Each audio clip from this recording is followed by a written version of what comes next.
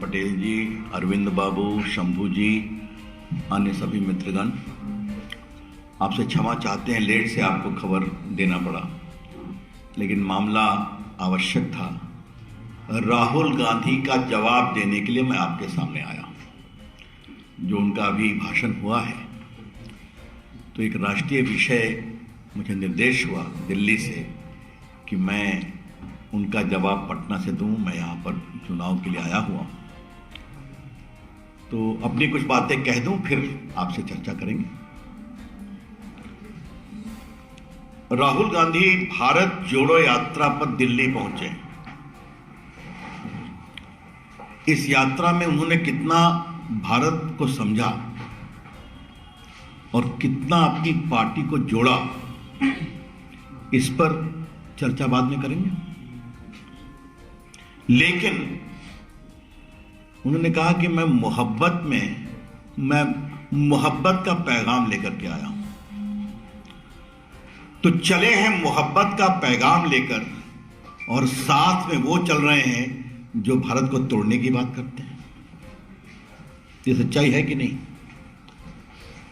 टुकड़े टुकड़े गैंग के सक्रिय सदस्य उनकी यात्रा में विभिन्न जगह चले हैं या नहीं चले हैं, ये भाजपा जानना चाहती है। इन लोगों ने जेएनयू में क्या क्या नारा लगाया था, ये हम सभी जानते हैं। तो देश से नफरत करने वाले लोगों के साथ चलकर आप मोहब्बत का कौन सा पैगाम दे रहे हैं राहुल गांधी, ये हम जानना चाहते हैं। और ये बहुत गंभीर सवाल हम आपके साथ उठाना चाहते हैं। आज आपने फिर सेना पर सवाल कर दिए। राहुल गांधी जी, कुछ आप भारत को समझते हैं? भाजपा की ओर से हम बहुत गंभीरता से सवाल कर रहे हैं। राहुल गांधी जी, आप भारत की सामरिक सुरक्षा को कुछ समझते हैं? अगर आप चल के आए कन्याकुमारी से, तो हिंदुस्तान कभी सेना के खिलाफ अपमानजनक शब्दों का प्रयोग नहीं करता कि सेना की पिटाई हुई है। क्या 1962 आप भूल गए? पूछ रहे हैं हमसे कि ये जमीन कब वापस आएगी। हम आपसे पूछेंगे, ये जमीन गई कब थी? जब नेहरू जी थे भारत के प्रधानमंत्री ना, उस समय गई थी ना। और आपकी सरकार में सेना के तमाम अस्त्र शस्त्र को खरीदने में कमीशन चलता था कि नहीं चलता था, याद है ना? और याद है कि नहीं कि बहुत से जो मिडिलमैन पकड़ाए हैं, उनके कांग्रेस के बड़े बड़े तत्वों से संबंध भी उजागर हुए हैं। राहुल गांधी, आप भूल गए कि नरेंद्र मोदी के आने के पहले भारत की सेना के पास बुलेट प्रूफ जैकेट नहीं थे? और आज जिस तरह से भारत की सेना के लिए साजो सामान बाहर से भी आए हैं और मेड इन इंडिया भी बने हैं, उसी का परिणाम है कि भारत की सेना बुलंदी से जवाब दे रही है, चाहे वो गलवान हो या तवांग हो। वो सब वीडियो पर आया है, और आप बोलते हैं कि भारत की सेना पिटती है। ये कौन सी भाषा का प्रयोग करते हैं?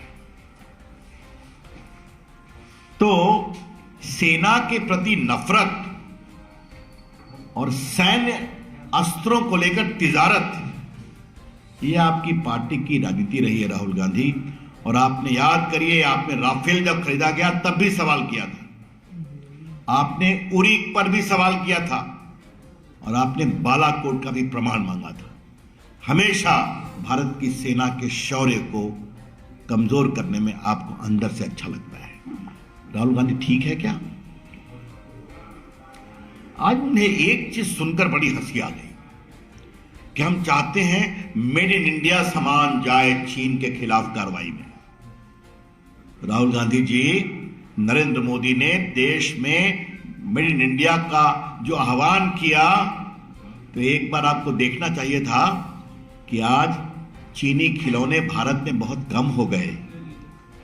आज मेड इन इंडिया खिलौने देश में कितने लोकप्रिय हैं। आज चीन में दिवाली, चीन की बनी हुई दिवाली की बल्बों की लरी अब अतीत की बात हो गई। ये आप देखते हैं ना। और राहुल गांधी, एक बात मैं आपको बताना चाहता हूं, और मैं आपको इसलिए बता रहा हूं कि आपने मेड इन इंडिया की बात कही, तो मोबाइल मैन्युफैक्चरिंग में भारत और चीन के बाद दुनिया का सबसे टॉप मोबाइल मैन्युफैक्चरर है। और राहुल गांधी, मैं आपको बता दूं कि एप्पल के फोन भी भारत में बनते हैं, लिखा होता है मेड इन इंडिया, जो इंडिया में भी बिकते हैं और बाहर भी जाते हैं। सैमसंग के भी फोन भारत में बन रहे हैं और लिखा होता है मेड इन इंडिया, और भारत में भी बनते हैं और बाहर भी जाते हैं। और राहुल गांधी जी, मैं आपको बता दूं कि मोदी जी के निर्देश में मुझे इस देश के आईटी इलेक्ट्रॉनिक मंत्री बनने का सौभाग्य मिला है। कोरोना काल में हम लोग चीन से एप्पल की 14 फैक्ट्रियां उठाकर हिंदुस्तान ले आए थे। ये हम कर रहे हैं मेड इन इंडिया के लिए, और आप हम पर सवाल कर रहे हैं। अरे कभी अपने तो आईने में उठ झांक कर देखते। ये गरीबों का मजाक बनाना आपकी आदत बन गई है क्या? किसने कहा है कि हिंदू धर्म में गरीबों के मारने की बात की गई है? किसी ने तो नहीं कहा है। हां, आज हिंदू धर्म की सनातन चेतना को नरेंद्र मोदी आगे बढ़ा रहे हैं कि नहीं? राहुल गांधी, कभी आप विश्वनाथ मंदिर गए हैं काशी में? कितना सुंदर बना है। कभी आप केदारनाथ का दर्शन करने का आपको मन बना है क्या? कभी आप बद्रीनाथ गए हैं क्या? अभी जो उज्जैन में महाकाल का इतना बड़ा पुनरुद्धार सौंदर्य बना है, कभी देखने की कोशिश की है? राहुल गांधी जी, आप सोमनाथ मंदिर पिछली बार कब गए थे? आज आपको याद दिलाना जरूरी है, क्योंकि आपने हिंदू धर्म पर अपनी समझदारी बताया है। तो राहुल गांधी जी, मैं आपको बताना चाहूंगा कि सोमनाथ मंदिर जो तोड़ा गया था मुस्लिम आक्रांताओं के द्वारा, वो जब बना सरदार पटेल राजेंद्र बाबू के प्रयास से, तो भारत के राष्ट्रपति राजेंद्र बाबू जब गए थे उसका उद्घाटन करने, तो आपके नानाजी नेहरू जी ने उनको मना किया था, फिर भी वो गए थे। आज आपको बताना जरूरी है, यह समझाना जरूरी है। इसीलिए आज की सरकार सबका साथ, सबका विकास, सबका विश्वास, सबके प्रयास की सरकार है ना। राहुल गांधी जी, आप बार बार जो धार्मिक विद्वेष की बात करते हैं, तो आज मुझे आपको कुछ बताना है। एक महान नेता सरदार पटेल, जिसने प्रामाणिकता से आजादी के बाद देश को जोड़ा था, 550 से अधिक रियासतों को भारत ने मिलाया था। आपने सरदार पटेल का कभी नाम लिया क्या अपनी यात्रा में? आज उनका ऐतिहासिक दुनिया की सबसे बड़ी मूर्ति बनी है, कभी वहां जाने के लिए आपको सुध मिली कि वहां जाके प्रणाम करना चाहिए? कभी नहीं। और आज आप कह रहे हैं कि हम जाएंगे कश्मीर में तिरंगा लहराएंगे। तो राहुल गांधी जी, कश्मीर में तिरंगा लहराने का सौभाग्य कैसे मिल रहा है? 370 हटने के कारण आप वहां जा रहे हैं। वहां शांति है, वहां सद्भाव है, वहां भारत माता की जय लगती है और तिरंगा लहरता है। ये काम भी नरेंद्र मोदी की सरकार ने किया। पार्टी की नीति, धारा 370 भी कांग्रेस पार्टी का कुचक्र, और इसको तोड़ने में, समाप्त करने का साहस हमारे प्रधानमंत्री नरेंद्र मोदी जी और साहसी गृह मंत्री अमित शाह के प्रयास और संसद के द्वारा हुआ है। राहुल गांधी जी, मुझे आपको एक और बात कहनी है। कृपया करके भारत में धार्मिक आधार पर विद्वेष की कहानी बंद करिए। आज मैं विनम्रता से आपको बताना चाहता हूं कि नरेंद्र मोदी की अगुवाई में उत्तर प्रदेश के मिर्जापुर की एक बहादुर लड़की सानिया मिर्जा आज एयरफोर्स में पायलट बनने जा रही है। आपको पता है, आज भारत की हॉकी टीम, भारत की क्रिकेट टीम, भारत की एथलेटिक टीम में इस देश की बहादुर बेटियां जो अल्पसंख्यक समाज से आती हैं, वो बड़ा नाम कर रही हैं। कभी जानने की कोशिश करते हैं आप? और आपको बताऊं, 3 तलाक लाए थे हम देश की मुस्लिम बेटियों को उत्थान करने के लिए आपकी पार्टी ने विरोध किया, याद है आपको कुछ? तो आज अब देश को जोड़ने की बात करते हैं तो आपकी पार्टी ने, आपकी पार्टी की विचारधारा ने और आपकी पार्टी की राजनीति ने जो नफरत फैलाने का काम किया आजादी के बाद, यह आपको बताना जरूरी था। शाहबानों से लेकर सायरा बानों तक कांग्रेस पार्टी का इतिहास तोड़ने का रहा है और अल्पसंख्यक समाज को रूढ़िवादिता में घेरने का रहा है। एक मुझे और बात कहनी है कि ये बार बार कुछ व्यावसायिक घरानों को लेकर अपनी राजनीति चमकाना, तो हम उनका नाम तो नहीं लेंगे, लेकिन राहुल गांधी आपसे एक सवाल जरूर करेंगे। आपकी पार्टी की जो सरकार है वहां पर उनके द्वारा काम हो रहा है कि नहीं? ईमानदारी से बता दीजिए आप हमें। और अगर काम हो रहा है तो आपने उनका कॉन्ट्रैक्ट कैंसिल किया है क्या? क्या मतलब है? इस झूठे आधार पर देश में क्या बयानबाजी करते हैं। हां, हमें याद है कि आपकी सरकार में कैसे क्रोनी कैपिटलिज्म हुआ था, फोन बैंकिंग हुई थी, इसको लोन दो, इसका लोन काटो, याद है ना? ये सब समाप्त हो गया राहुल गांधी ना। तो आपके दोस्तों की अब तिजारत चलती नहीं तो आपको नफरत का पैगाम फैलाने का अवसर मिला है। कृपया करके ये सब बंद करिए राहुल गांधी।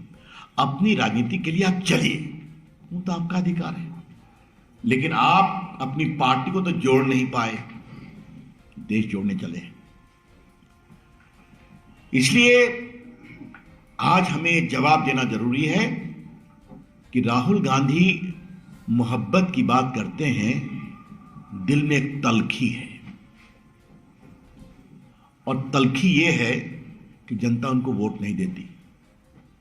तो मीडिया की भी आलोचना कर रहे हैं, आज तो उन्होंने आप लोग को भी बहुत सुनाया है।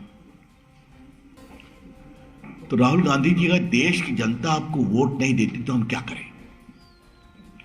ये बात हम देश के सामने उठाना चाहते हैं। अभी ना चुनाव हुआ गुजरात में, 27 साल के बाद ऐसी निर्णायक जीत हुई कि कांग्रेस पार्टी औसत 50,000 वोट से आ रही है। आप जीते हिमाचल में, हिलते डुलते जीते आप, वो वहां 85 से वही परंपरा है। आगे 24 में भी हारेंगे बुरी तरह से, क्योंकि राहुल गांधी आप एक बात नहीं समझ पा रहे हैं कि आपकी पूरी सोच खुद नफरत के आधार पर है, जिस नफरत की बुनियाद में है नरेंद्र मोदी के खिलाफ नफरत। और देश की जनता नरेंद्र मोदी को प्यार करती है और सम्मान करती है। यह है आपके दिल की तलखी। तो राहुल जी, मैं आज आपको एक ही बात कहूंगा बहुत विनम्रता से, आप सिर्फ बोलिए ही नहीं प्यार की बात, कुछ अपने दिल में भी प्यार पन पाइए। राजनीति में आलोचना होती है, तलखी का स्थान नहीं होता है। धन्यवाद। एक करके राहुल गांधी ने जो सवाल खड़ा किया कि आप लोग हिंदू मुस्लिम से कब निकलेंगे, भेदभाव की भावना से कब निकलेंगे, जो विचार आप लोगों ने अगर आपने मेरी बात सुनी होगी तो क्या 3 तलाक की भाषा हिंदू मुस्लिम की थी? वो महिलाओं के कल्याण की थी। सानिया मिर्जा मिर्जापुर की अगर आज एयरफोर्स की पायलट बन रही तो हिंदू मुस्लिम की बात, हम सबका साथ सबके विकास की बात करते हैं, ये आप समझने की बात करिए, और ये हम हमेशा करेंगे। आज डायरेक्ट बेनिफिट ट्रांसफर में लाखों करोड़ रुपए गए हैं कि नहीं अकाउंट में? हिंदू में भी गए, मुसलमानों में भी गए हैं। अगर आज 80 करोड़ गरीबों को खाना मिल रहा है तो सबको मिल रहा है, तो हम ऐसे काम करते हैं। बिहारी वाजपेयी के समाधि स्थल पर जाते हैं, क्या मैसेज देना चाह रहे हैं? ऐसा है, उसमें मुझे कोई आपत्ति नहीं, कहीं भी जाए क्या फर्क पड़ता है। तिरंगा झंडा फहराने का क्या आपको लग रहा है, सर क्या इम्पैक्ट दिखेगा? ऐसा है, सवाल तिरंगा तो सबका है, राहुल गांधी का भी है, रविशंकर का भी है, यहां बैठे सबों का, आपका भी है। तिरंगा पर क्या आपत्ति है? लेकिन जहां तिरंगा फहराने जा रहे हैं उस लाल चौक पर तिरंगा फहराने भाजपा के लोग ही गए थे, याद है आपको? और सेना को हम काफी सुरक्षा देना पड़ा था, हम लोग भी गए थे युवा मोर्चा में काम करते, और आज सब लोग जाते हैं। तो ये भारत कश्मीर का माहौल बन गया। उनके लिए नहीं, ये नया इसलिए नहीं, उनको ये अवसर इसलिए मिल रहा है कि नरेंद्र मोदी की सरकार ने 370 खत्म करके जम्मू कश्मीर से खौफ का माहौल खत्म किया है। कांग्रेस अध्यक्ष मल्लिकार्जुन खड़गे कह रहे हैं कि प्रधानमंत्री कभी शादी विवाह में जाते हैं तो मास्क नहीं पहनते हैं, लेकिन वही पार्लियामेंट में आते हैं तो मास्क पहन के आते हैं। ये दोहरी राजनीति क्यों? अब कांग्रेस पार्टी के राष्ट्रीय अध्यक्ष इतनी हल्की बात करेंगे? अभी यहां आने के पहले मैं टीवी देख करके आया तो एक शहर में रोज 5 लाख लोग मर रहे हैं चाइना में, ये खबर मैंने देखा। करोड़ों लोग एफेक्टेड हो गए। खड़गे साहब, आपको मैं यही याद दिलाऊंगा कि आपके पूर्व में भी जब कोरोना आया था तो आपके नेता ने क्या कहा था, ये ताली बजाने से क्या होगा, ये मोदी की कोविड लेने से क्या होगा, वैक्सीन। मैंने कहा था कि नहीं कहा था? ये गंभीर मामला है, इसको गंभीरता से समझे खड़गे साहब, मैं आपसे आग्रह करूंगा। क्या आप सबका साथ सबका विकास और महिलाओं के सम्मान की बात करते हैं, वही बिल्किस बानो के हत्यारों को, अत्याचारियों को छोड़ दिया जाता है, उनको सम्मानित भी किया जाता है, उनको स्वागत भी किया जाता है, क्या कहेंगे? सुप्रीम कोर्ट में यह मामला गया था, सुप्रीम कोर्ट के निर्देश पर कार्रवाई हुई और आपको मालूम है कि उनके परिवार ने वहां रिव्यू भी लगाया था, उसको स्वीकार नहीं किया गया।